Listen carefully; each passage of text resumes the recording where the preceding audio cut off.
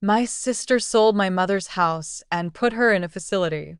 I found a letter that changed everything. My name is Emily Haven.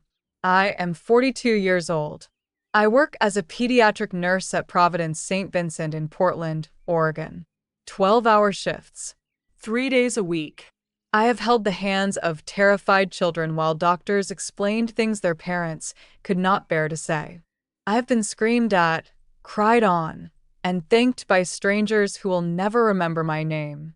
I have watched mothers say goodbye to daughters and fathers collapse in hallway chairs. I thought I understood what it meant to watch someone you love suffer. I thought I knew how to stand still in pain and do what needed to be done. I was wrong.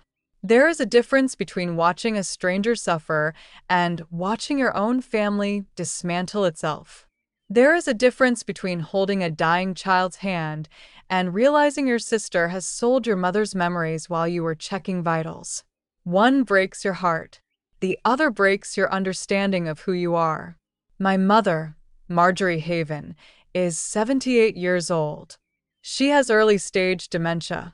Not the kind you see in movies where someone forgets their own face and stares at a mirror like a stranger. The quieter kind. The crueler kind. She misplaces words.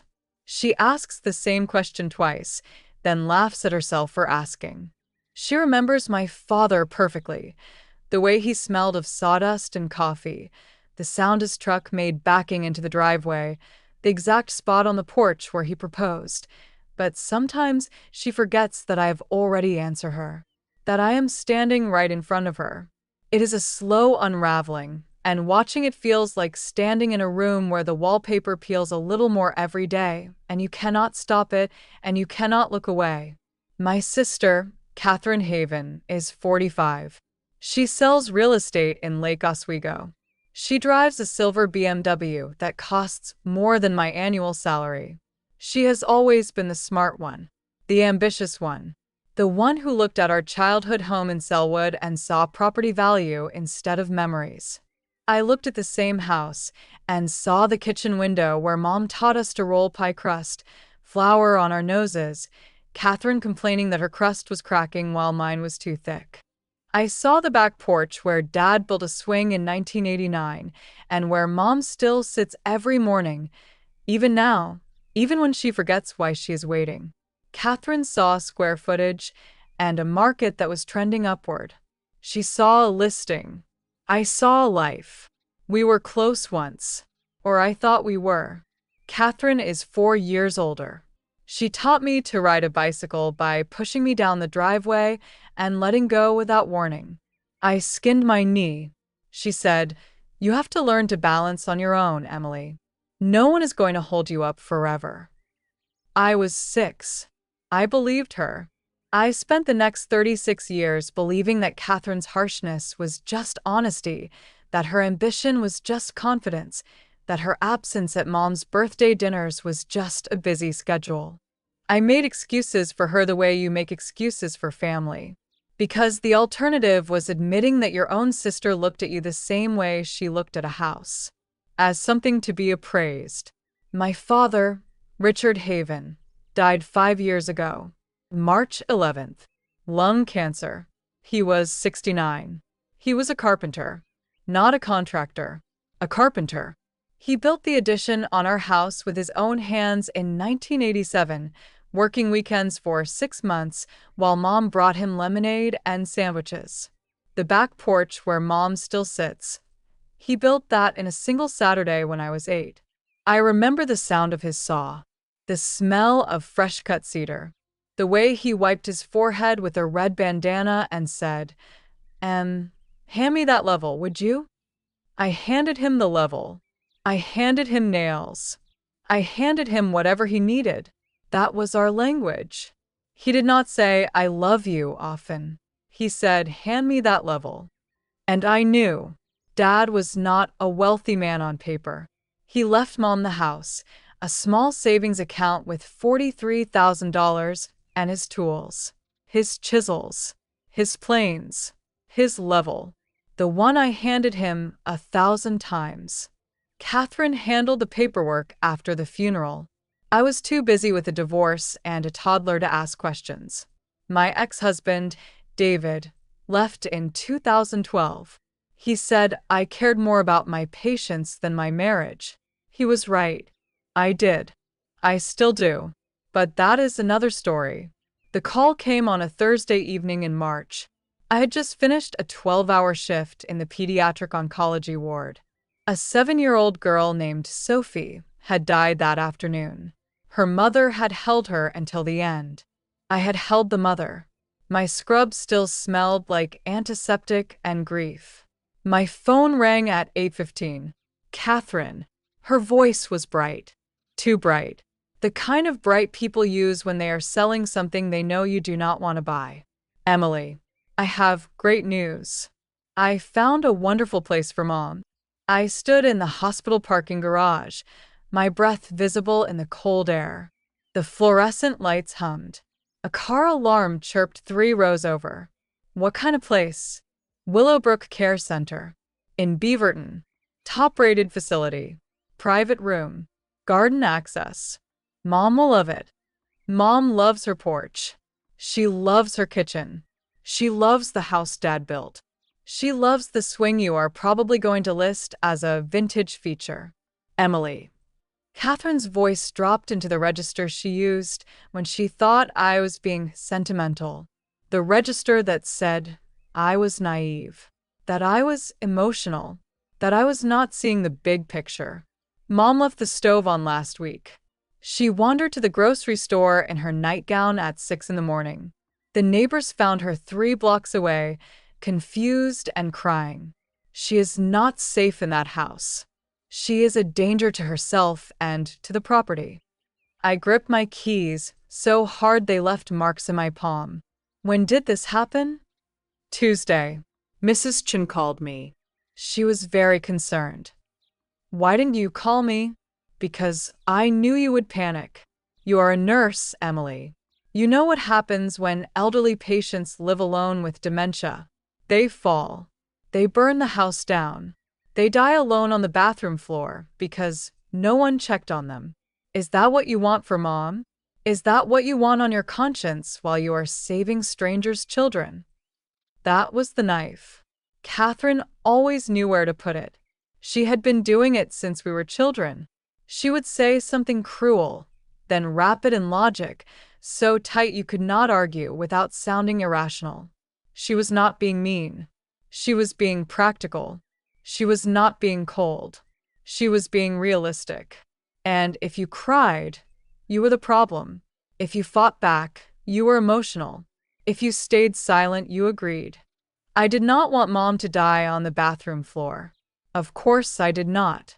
But I also did not want her in a facility 40 minutes from the only home she had known for 41 years. I did not want her surrounded by strangers who called her dear and did not know that she liked her oatmeal with brown sugar, not honey. That she hated elevators. That she still talked to Dad's photograph every morning. I told Catherine I needed to see the place. I needed to talk to Mom. I needed to be part of this decision. I already moved her, Catherine said. Yesterday. The transition is easier if it is quick. Less traumatic. The social worker agreed. Mom was confused, but she settled in nicely. The parking garage spun. The concrete columns blurred. You moved her. Without telling me. Without asking me. I am her power of attorney, Emily. Dad named me in 2014. I have the document.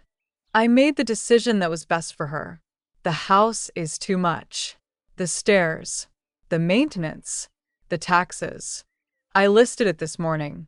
We have an offer by Monday. A cash buyer. $210,000. Above market. I do not remember driving home. I do not remember unlocking my apartment door or pouring the glass of wine I found in my hand 2 hours later. I remember sitting on my couch in the dark, staring at the wall, trying to understand how my sister had sold my mother's life while I was checking blood pressure and administering morphine to a child who would not see morning. I remember thinking, I save other people's families. Who saves mine? The next morning, I called in sick. For the first time in 6 years. Not sick. Broken. I drove to Willowbrook Care Center. It was beautiful. That was the worst part. The lobby had fresh flowers and a fountain that sounded like rain. The staff smiled with professional warmth. The hallways smelled like lavender, not medicine. The walls were painted in colors called warm taupe and soft sage. Catherine had chosen well.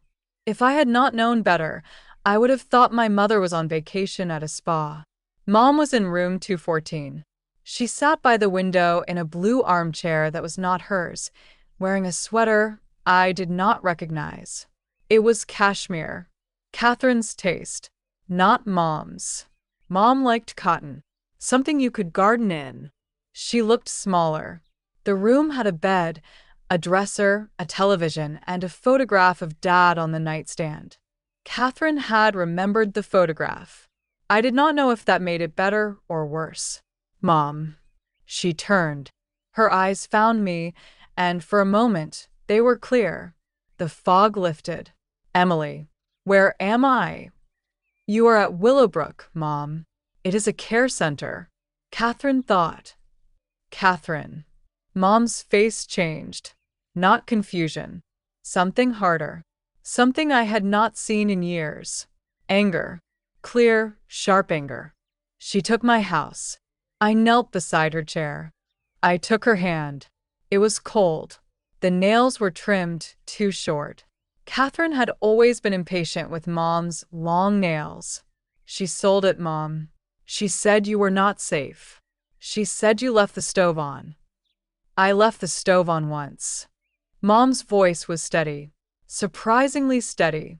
I went to the store in my robe. I was confused, but I was safe in my home. Your father built that home for me. Every board, every nail. Catherine sold it while I was sleeping. She told me we were going to the doctor. She packed my bag. She did not tell me I was not coming back. I felt something crack inside me. A rib. A valve. Something important. Mom, did Dad leave anything else? Any papers? Any letters? Anything he told you about? Mom looked at the photograph of Dad. Her finger traced the frame. There is a box. In the attic. Behind the water tank. Richard told me never to open it unless something happened to Catherine. He said, Marjorie, that girl sees dollar signs where she should see people. If she ever sells our porch, you open that box. My skin went cold. Why Catherine? Why not both of us? Because he did not trust her. Mom's eyes clouded again, the moment of clarity passing like a cloud over the sun. He loved her, but he did not trust her. He said she would sell the porch for profit. He was right, wasn't he? I drove to the house. The old Haven house on Southeast Tenino Street. The porch light was off. The mailbox was empty. A for sale sign from Catherine's agency stood in the front yard like a grave marker. I used my key. It still worked. For now. The house smelled like Mom. Lavender and flower and old wood. I walked up the stairs my father had built, each creak memorized from childhood. The third step still squeaked. The banister still wobbled slightly where I had swung on it at 9 and Dad had scolded me. The attic ladder pulled down from the ceiling with the same groan it had made since I was 12. I climbed up. The attic was hot. Dust motes danced in the single shaft of light from the vent window. The water tank sat in the far corner, wrapped in a gray insulation blanket that Dad had installed in 2005. Behind it, a metal file box. Gray. Dusty. Unlabeled. I pulled it out. It was heavier than it looked. Inside, a manila envelope, a stack of legal-sized documents, and a letter in my father's handwriting. The penmanship was shaky. He had written it in his final month. The paper was thin. Legal pad. Yellow. I sat on the attic floor, cross-legged like a child, and read. Cheating. If you are reading this, Catherine has finally done what I always feared she would do. She looks at this house and sees money. You look at it and see me. That is why I am writing to you. Not because Catherine is bad, because she is broken in a way that money cannot fix. And you are whole in a way that money cannot break. In 1995, your grandfather died and left me $40,000. I did not tell Catherine. I did not tell your mother at first. I took that money and I bought shares in a small company called Starbucks. I bought more every year, reinvested the dividends. I also bought Apple, Microsoft, and a little company called Amazon. I held them. I never sold. Not when the market crashed in 2008. Not when everyone panicked. I held them because your mother taught me that good things grow if you let them. Your mother thinks we have 80,000 in savings. The truth is different. There is a trust fund, Vanguard. Account number below. It is in your mother's name, with you as the sole trustee, not Catherine. You. The trustee provisions are strict. The money is for Marjorie's care and comfort, for her home, for her dignity, not for real estate commissions, not for BMWs. The current value, as of my last statement in February, is $3,842,000. It is probably more now. I do not know. I do not care. I care that your mother dies in this house, not in a room with a call button. Catherine does not know. She never knew. She sold her own soul for commission checks, and I did not want her selling yours. Do not use this money to buy her back. Do not use it to prove you are better. Use it to bring your mother home. Use it to keep the house. Use it to remember that some things are worth more than the highest bid. I love you, Dad. I read it 3 times. Then out loud, because I needed to hear his voice. I open the envelope. Trust documents. Vanguard statements. A letter from a lawyer named Harold Vance, dated 2018, confirming the trust structure. Irrevocable. Marjorie Haven, beneficiary. Emily Haven, sole trustee. Catherine Haven, explicitly excluded from all distributions, with a clause stating that any attempt by Catherine to access, influence, or challenge the trust would result in automatic forfeiture of any future family distributions. Dad had written that. Not a lawyer. Dad. In his shaky hand. I sat in that attic, holding more money than Catherine had made in her entire career, and I cried.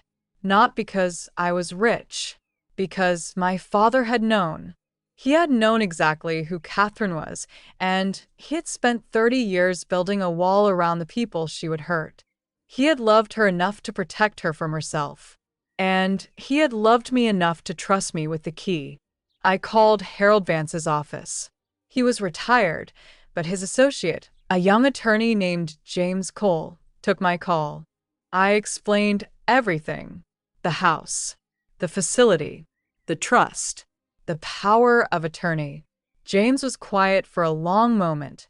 I heard him typing. Ms. Haven, this is a very strong case. The power of attorney your sister holds does not override an irrevocable trust. The house, if it was purchased with marital assets and held in your mother's name, may be trust property or at least subject to the trust's caregiver provisions. The sale proceeds, if the sale closes, must be held for your mother's benefit.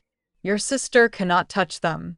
But more importantly, if she used the power of attorney to list and sell the house while your mother was competent enough to object, or while a trust existed that your mother never revoked, we may be looking at financial exploitation of a vulnerable adult. That is a felony in Oregon. I looked out the attic window. The for sale sign swayed in the March wind. A neighbor walked a dog. Mrs. Chun. She looked up at the attic window. I did not wave. What do? I asked. First, we file an emergency injunction to halt the sale. Second, we petition to remove Catherine as power of attorney on the grounds of self-dealing. Third, we bring your mother home. Today, if possible. I hired James that afternoon.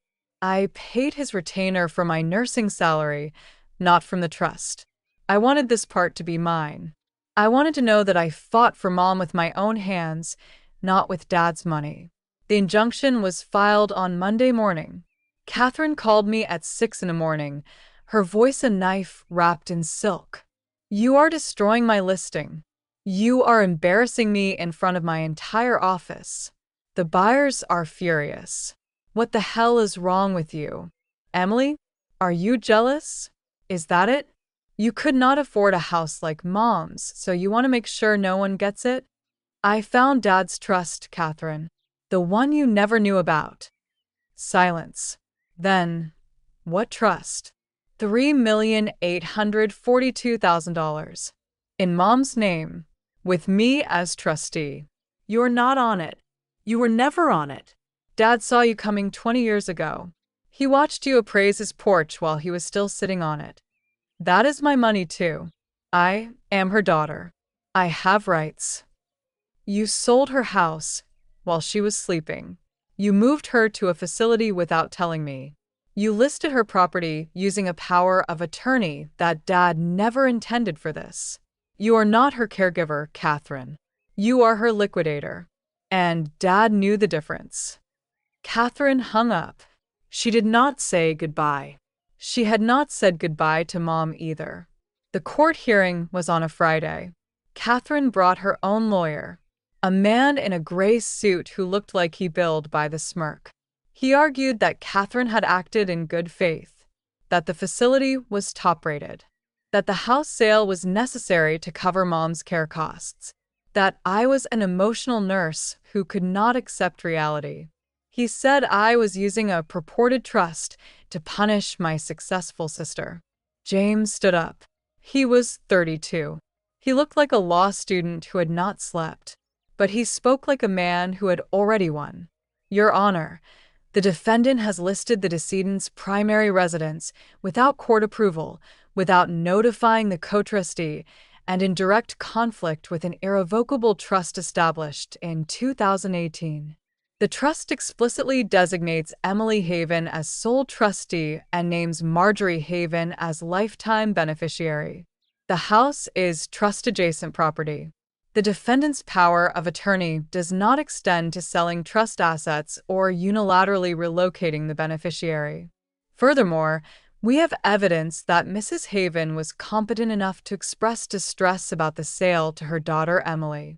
We have a witness statement from Willowbrook staff confirming that Mrs. Haven asked daily when she could go home.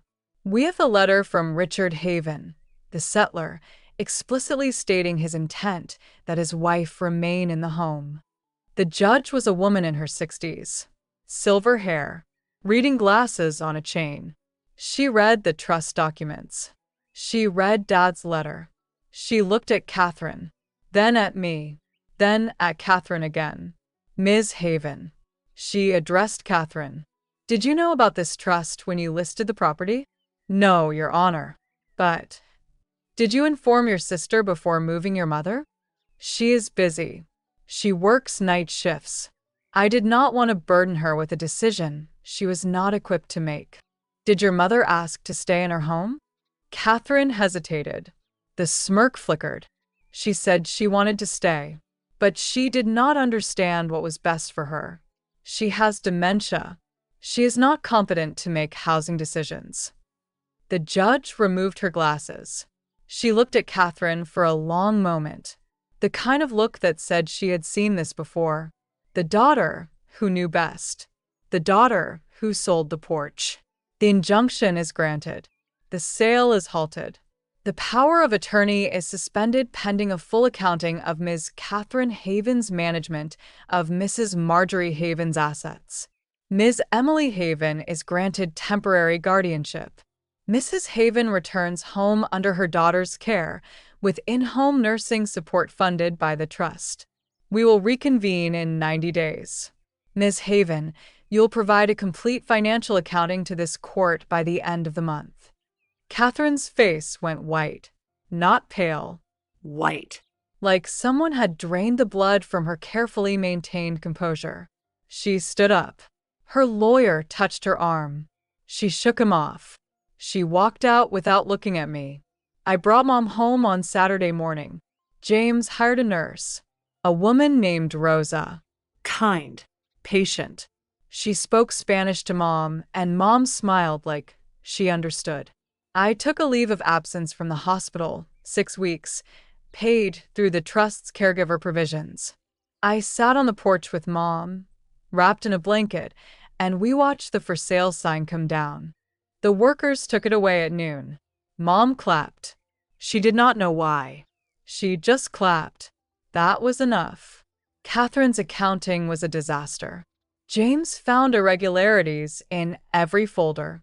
Mom's Social Security checks had been diverted to Catherine's business account for 11 months. The property taxes had been paid late 3 times, incurring penalties that Catherine had billed to Mom. Catherine had taken a $20,000 management fee from Mom's checking account without documentation. She had charged Mom's credit card for office furniture, for client dinners, for a conference in San Diego. The district attorney's office opened an investigation. Financial exploitation of an elderly person. Catherine's real estate license was suspended pending review. Her broker, a man named Stephen, called me to apologize. He said he had trusted Catherine. He said she was his top producer. He said he did not know. I believed him. Catherine was very good at making people believe her. Her husband, David, filed for separation 2 weeks after the news hit the Lake Oswego gossip circuit. He cited irreconcilable differences, but I heard through a mutual friend that he was terrified of being named in the investigation. He was a commercial lender. He had approved the loan on the lake house Catherine bought with Mom's money. He did not want that connection public. I did not press charges. That was my choice. The DA had enough without me. I did not need to be the sister who sent Catherine to prison. I just needed to be the daughter who brought Mom home, the nurse who took care of her own family for once. Mom sits on the porch every morning now. Rosa comes at 9. I make her oatmeal the way Dad liked it, with brown sugar and walnuts. Some days she remembers my name. Some days she calls me Catherine. I do not correct her. I just hold her hand and watch the birds. The swing Dad built still creaks. The third step still squeaks. The house still smells like lavender and old wood. The trust is still there. $3,800,000, last statement. I have not touched it except for Mom's care. I do not need a BMW.